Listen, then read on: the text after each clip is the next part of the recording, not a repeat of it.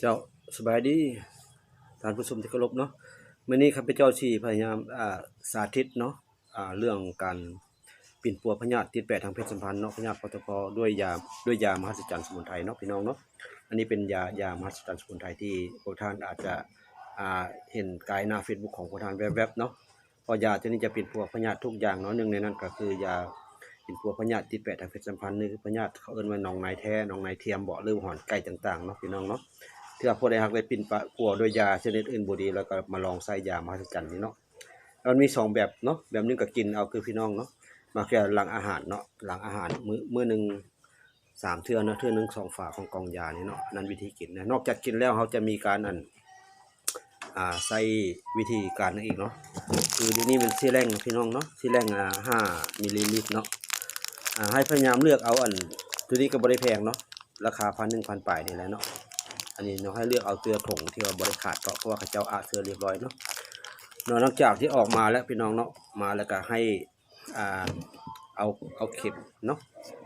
เอาเข็มโลหะตัวนี้เนาะเอาเข็มโลหะนี่เนาะเลือกเข็มตัวนี้แมวให้หักออกเนาะหักออกแล้วเขาก็มาอาจจะสีใส่หินเพชรบ่หรือว่าอาจจะฝาเหือนจักหน่อยเนาะเพื่อบ่ให้มันคมพี่น้องเนาะหลังจากนั้นดูดเอาน้ำยาเนาะให้ได้1มิลลิลิตรเนาะเนาะมาดูดน้ำยาพี่น้องเนาะ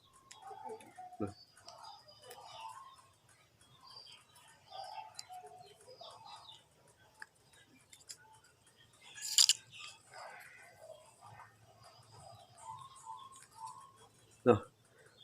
ดูดเอาน้ำยาให้ได้1มิลลิลิตรเนาะพี่น้องเนาะอันนี้เป็นน้ำยามหัศจรรย์เนาะดูดได้1มิลลิลิตรแล้วบัดนี้ถ้าเป็นผู้ชายนะพี่น้องเนาะขอโทษหลายๆเ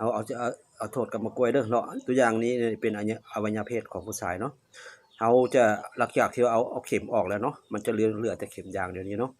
ให้เอาก่อนสินอนพี่ท่านเนาะแล้วก็พยายามอนามัยแล้วก็เนาะให้ใส่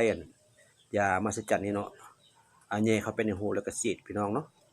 ฉีดเข้าไปเนาะแต่น้ำยาตัวนี้จะเข้าไปเนาะไปฆ่าเชื้อพวกแม่กระฝักหรือว่าพวกเขาเอิ้นพยาธิปฏิพรเนาะมันจะดีไวกว่าที่ว่ากินเอาเนาะแล้วอันนี้เป็นวิธีการเนาะเป็นปัวพยาธิติดแปะทางเพศสัมพันธ์เนาะหรือถ้าเป็นแม่หญิงกันพี่น้องเนาะอาจจะใส่ยาตัวนี้กันเนาะดูดเอาให้ได้1มิลลิลิตรเนาะแล้วก็ฉีดเข้าใน2ขวด